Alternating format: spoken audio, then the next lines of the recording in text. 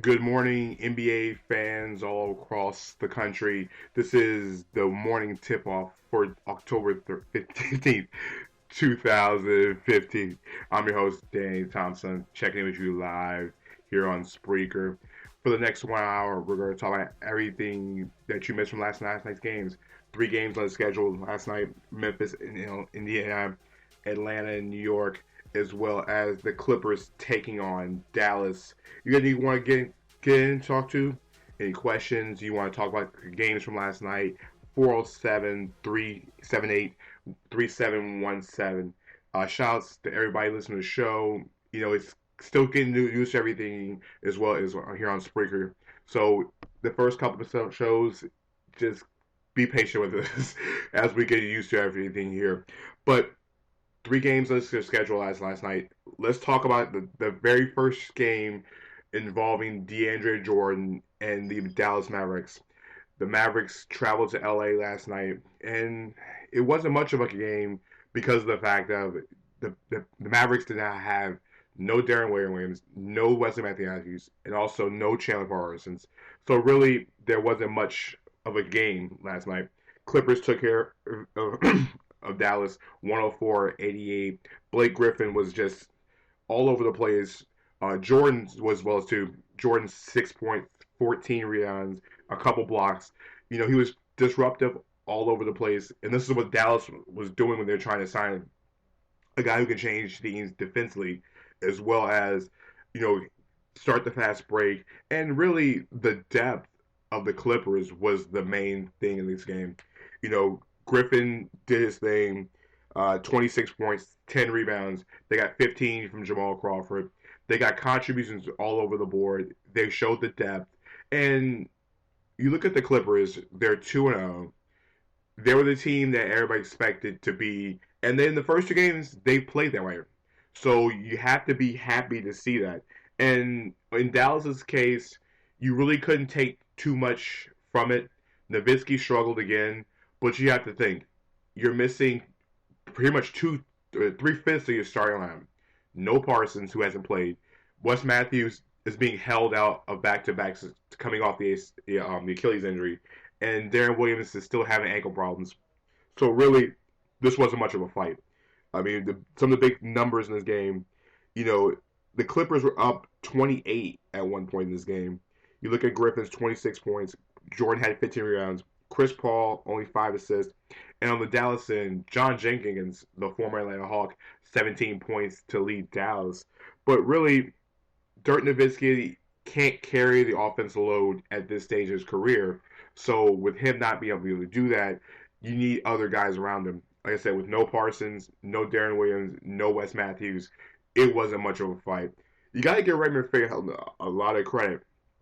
Felton's played his best two games in the last couple years, and he's going to start getting more minutes, and that's a good thing because it actually helps the depth of the Mavericks. Outside of that, it wasn't much home to write about. It was a dominating performance.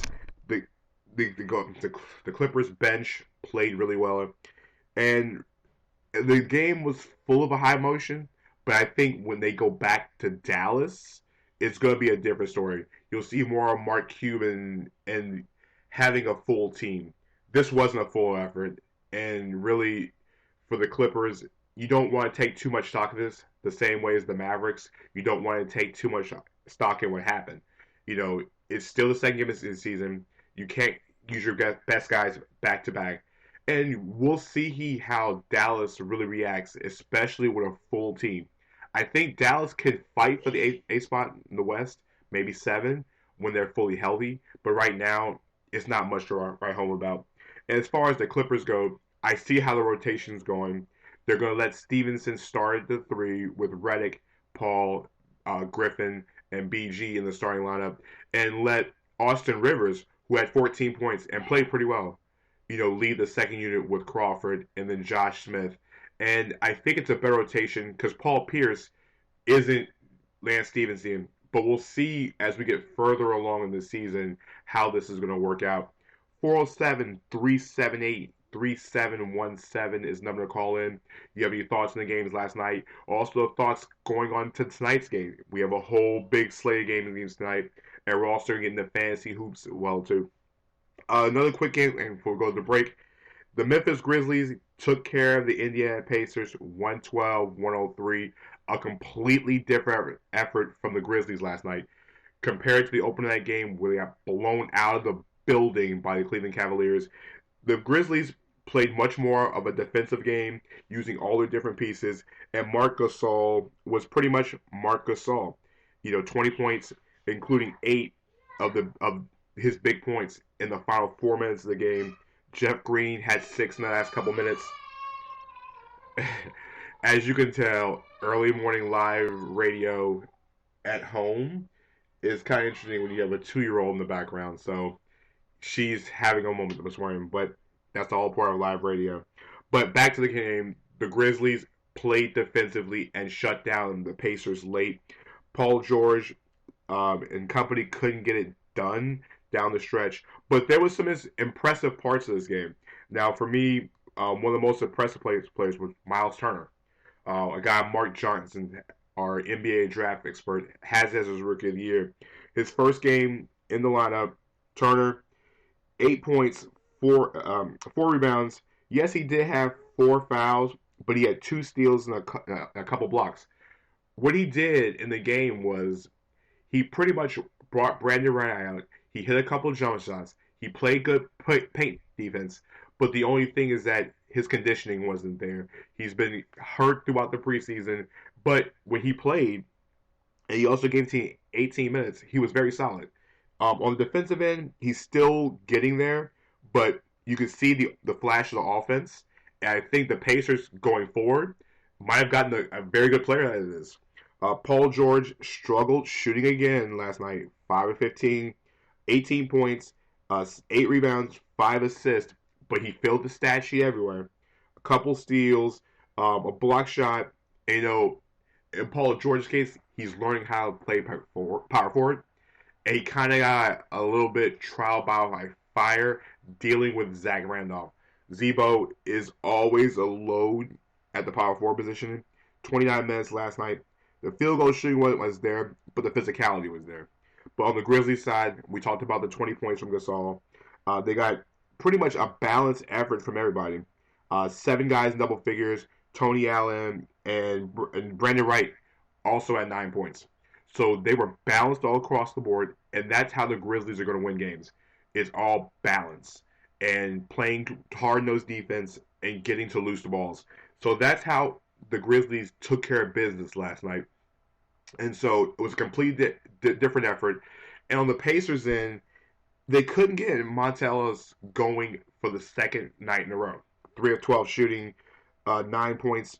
It seems like Ellis is not fitting in the first 2 games. He doesn't seem comfortable in this Rick Carlisle offense. Now, there were some moments where he played well in the pick and roll, looks lost defensively, but Ellis is not attacking the basket like normal. He only got to the line 3 times. And for a guy like Monta Ellis, who's a big volume scorer, you need to do more than that. The Pacers, they struggled shooting the ball in the second half, and especially in the fourth quarter. It kind of went cold, but you got to give credit to the Memphis defense, especially Tony Allen, taking out Paul George late in the game and pretty much negating everything that happened. Matt Barnes hit some big three-pointers in the game, played some tough those defense. And this is a Grizzlies team that we've all known for years can basically grit and grind it out with the best of them. So the Grizzlies now 1-1. The Pacers, they fell. And so the Pacers now 0-2. They got to go back to the drawing board. But you look at the Pacers' first 2 games outside of Paul George, and then the good games from George Hill, they haven't gotten much from anybody else. Jordan Hill, not much there. Jan Mahimi, pretty well. 11 points, 9 rebounds. He's not exactly the big starting center. I think he's just a placeholder until Miles Turner especially gets more conditioned and he gets more of a bigger role. But like I said, the Grizzlies, completely different effort than last night, than the opening night. And the final game on the first slate of the short slate was in New York City. The Atlanta Hawks bounced back 112-101 over the New York Knicks. Knicks fans, this is the Knicks team that you're expected to see all season. There's not much more different last night, than you saw on opening night. You got to think, Knicks fans, opening night, the Bucks, no Giannis, no Jabari Parker, no OJ Mayo. You're missing three guys in the rotation for the Bucks. You're starting guys that really are bench players. Like when you look at, Jared Bayless. Bayless is more of a two guard off the bench instead of a starting two guard. When the Bucks are healthy, you have Middleton at three, you have Jabari, you have Giannis, and then you have Greg Monroe at the center. So the Knicks, even though they won by 25 and didn't get much from Carmelo in the opener, last night they had to rely on Carmelo. Melo shot 10 of 27. They got killed in transition defense. And really, Jeff Teague, 23 points, 8 assists, controlled the game. Paul Millsap didn't shoot the ball very well, but he was everywhere on the floor. Kyle Korver's in threes. The Hawks look like the Hawks team of old. The only difference is that this Hawks team, I question some of the things, especially some of the rotations on defense. I think it could be just getting used to not having DeMarre Carriero and just getting used to a different rotation. But this is a Hawks team that we expected. That opening night dud against the Pistons, I don't think it's going to be seen as much throughout the season. Now, do I expect the Hawks to win 60 games this year? No. But are they a playoff team? Yes. Can they cause problems for teams in the East? Yes. You look at the Hawks' numbers from last night. Like I said, the Teague 23 and 8 assists. Al Horford 21 and 9. Millsap double. But Millsap filled the stat sheet. 11 points, 11 rebounds, a key 5 steals, and a couple one guarding Carmelo Anthony straight up. And the Hawks, they blocked 4 shots to the team. Horford had 3 of those. But you also look at what the contributions of the other team. Korver, 15 points. He knocked down 3 3-pointers. And really, when Korver's shot is falling, the rest of the game comes naturally easy to him. He got 7 rebounds, couple assists. He does the little things when his shot's going down. Korver is the most dangerous shooter other than Stephen Curry in the entire league. And if he gets going, the Hawks are going to be flying all over the floor. You also got to think, Horford stepped back and hit a couple three-pointers. And really, Dennis Schroeder, 6 of 11, an improved jump shot, getting to the basket.